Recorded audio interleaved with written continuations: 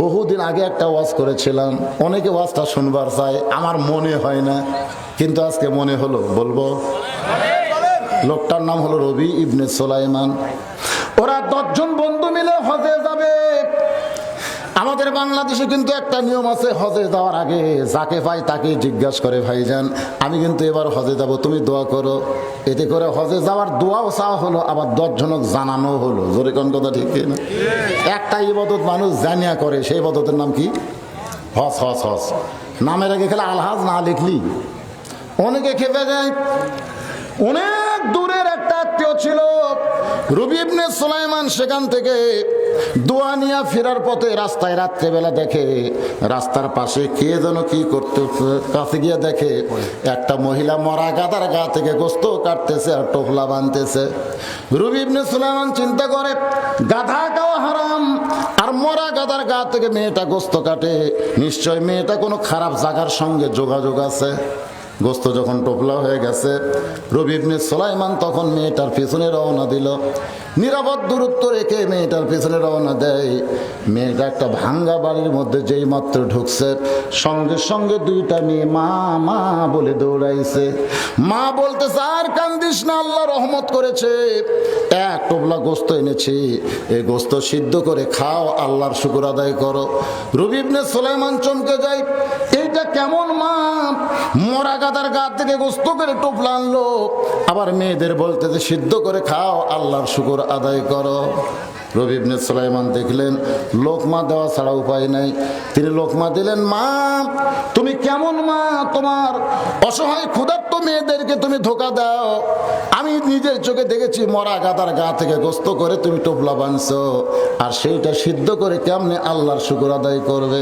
মেয়েটা বলতেছে, পথিক আমার স্বামী একজন আল্লাহর, আমার স্বামী একজন মুসলমান, ধর্মযুদ্ধে শাহাদত বরণ করেছেন। এরপর থেকে আমরা বড় অসহায়, আমাদের বাড়িতে কোনো পুরুষ মানুষ নাই।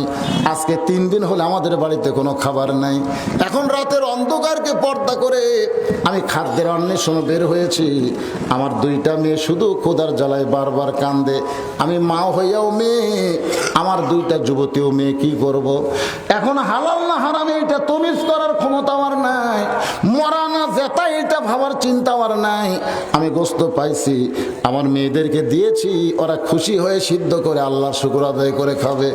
রবি ইবনে সুলাইমান বলে, মা ওই মরা গাদার গোস্ত তোমার মেয়েদেরকে খাওয়ায় না, বরং আমি এবার হজে যাব, আমি আর হজে যাব না, আমার হজের সমস্ত সম্পদ আমি তোমাদেরকে দান করে দিব। রবি ইবনে সুলাইমান এক দৌড়ে বাড়িতে গেলেন। যত সম্পদ ছিল, টাকা ছিল, পয়সা, খাবার ছিল, সব এনে দান করে দিল। মা আর 2 জন মেয়ে মিলে আল্লাহর কাছে দোয়া করতেছে, আল্লাহ তোমার এই বান্দা হজে যাবার চাইছিল, কিন্তু হজে না গিয়ে আমাদেরকে দান করে দিল। আমরা তোমার দরবারে দোয়া করি, তুমি মক্কা মদিনা তোমার এই বান্দার বাড়িতে হাজির করে দিও। রবি ইবনে সুলাইমান বলে, মা উল্টা দোয়া করো না, মক্কা মদিনা কোনোদিন মানুষের বাড়িতে হাজির হয় না। মার মেয়েরা বলতেছে, আমরা হলাম দোয়াকারী, কবুল করার মালিক হলো আল্লাহ, আমরা দোয়া করে দিলাম, দেখি আল্লাহ কি করে। নির্দিষ্ট সময়ে আরো 9টা বন্ধু, তারা বলতে চলো বন্ধু হজে যাই। রবি ইবনে সুলাইমান বলতেছে, তোমরাই এবার যাও, আমি এবার যাওয়ার পারলাম না। তুমি কত মানুষের কাছে দোয়া চেয়েছো, তুমি কেন যাইবা না? বলে, আমি অসুস্থ ভাই, আমি যাওয়ার পারবো না। 9টা বন্ধু হজ করতে গেল, হজের সমস্ত কাজ কাম শেষ করে 9টা বন্ধু বাড়িতে ফিরে আসলো, কিন্তু নিজের বাড়িতে না গিয়ে ওই 9টা বন্ধু রবি ইবনে সুলাইমানের বাড়ির দরজায়, ওই 9 জনের মধ্যে একজনের মাথায় একটা টোপলা আছে। জোরে কোন কি আছে? ওই টোপলাওয়ালা দরজায় খটখট করতেছে, মাথায় টোপলা নিয়ে রবি ইবনে সুলাইমানের বাড়ির দরজায় ডাকতেছে, রে রবি ইবনে সুলাইমান তুমি কি বাড়িতে আছো? রবি ইবনে সুলাইমান চমকে গেল, এই তো আমার বন্ধুদের গলার মতন। দরজা করে তাকায় দেখে 9টা হাজি দাঁড়ায় আছে, আল্লাহর শুকর আদায় করে বলতেছে, ভাইজান তোমরা 9 জন আমার বাড়িতে আইছো, আমি জানতে পারলে তোমাদের বাড়িতে আমি যাইতাম, টোপলাওয়ালা বলতেছে, রে মিথ্যাবাদী, তুই কত বড় মিথ্যাবাদী, হজের আগে তোর কাছে আমরা আইছিলাম, তুই না কইলে হজে যাব না, তুই না কইলে আমি অসুস্থ, এবার হজে যাবার পারবো না, কিন্তু সাফা মারওয়া সাই করার সময় এই যে আমার মাথায় টোপলা দেখতেছিস, এই টোপলা তো আমার না, এই টোপলা হলো তুরই টোপলা, তুই বললি টোপলাটা না, আমার বড় কষ্ট হচ্ছে ভাই, তুমি একটুখানি ধরো, আমি একটু সাফা মারওয়া সাই করতে চাই। সাফা মারওয়া সাই করে তুই যে কোথায় হারিয়ে গেলি, তোকে পাইলাম, আল্লাহর ঘর তাওয়াফ করতেছিস, তোর টোপলা তোকে দিবার চাইলাম, তুই টোপলা না নিয়ে কোথায় যেন হারিয়ে গেলি। গোটা মক্কায় কয়েকবার 9 জন বন্ধু আমরা তন্ন তন্ন করে খুঁজলাম, কিন্তু তোকে তো আমরা খুঁজে পাইলাম না।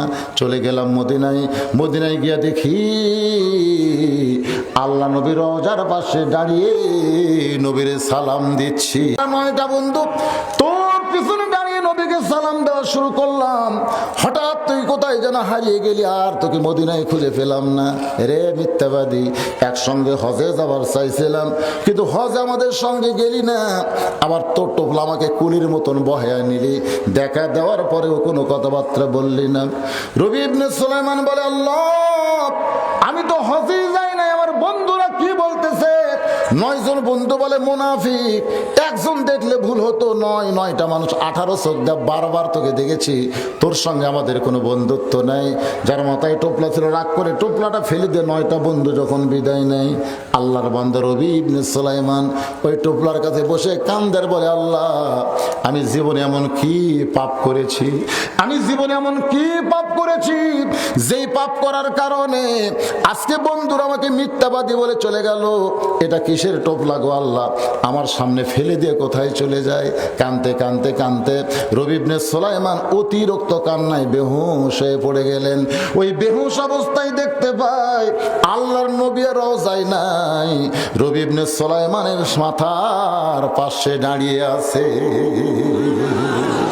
রবি ইবনে সুলাইমান বলে, নবী গো, আপনি আমার শিওরের পাশে, আমার ভাগ্য কত ভালো। রাসূল বলতেছে, রে রবি ইবনে সুলাইমান, তোমার বন্ধুরা মিথ্যা বলে নাই, তোমার বন্ধুরা যা বলেছে সত্য বলেছে। তুমি হজে না গেলে কি হবে, একজন ফেরেশতাকে আল্লাহ তোমার চেহারায় রবি ইবনে সুলাইমান বানায়া তোমার নামে হজ করাইছে, তোমার নামে আমার রাসূলের রওজা জিয়ারত করাইছে। রবি ইবনে সুলাইমান বলে, ইয়া রাসূলুল্লাহ, কেন? বলে, তুমি হজ না কইরা হজের সমুদয় সম্পদ ওই অনাথ এতিমকে দান করার কারণে আল্লাহ তোমার প্রতি এত খুশি হয়েছে, তোমার প্রতি এত খুশি হয়েছে যে একজন ফেরেশতাকে তোমার নামে আল্লাহ হজ করাইছে। রবি ইবনে সুলাইমান বলে, ইয়া রাসূলুল্লাহ, তাহলে আমার বন্ধু যে রাগ করে এই টোপলাখানা আমার সামনে ফেলে দেয়া যায়, এটা কিসের টোপলা গো নবী, আপনার কাছে একটু জানবার চাই। সঙ্গে সঙ্গে নবী কোরআন থেকে তেলাওয়াত করলেন, ওয়ামা তুনফিকু মিন শাইইন ফি সাবিলিল্লাহি ওয়াফা ইলাইকুম ওয়া আনতুম লা তুজলামুন। রে রবি ইবনে সুলাইমান, তুমি যত হাইসিনদেরকে হজ না করে যে টাকা পয়সা তুমি তাদেরকে দান করেছিলে, তার থেকে 10 গুণ এই টোপলার মধ্যে আল্লাহ তোমাকে দুনিয়াতে দিয়ে দিছে।